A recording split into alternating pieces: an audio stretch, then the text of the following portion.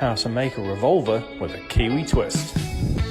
Add 15 ml of coffee liqueur, 2 dashes of orange bitters. I've chosen a New Zealand whisky to complement those coffee and orange flavours, Divergence number 5. Add 60 ml. Give it a good stir with ice for 30 seconds. Then pour into a chilled glass. And there you have it. That's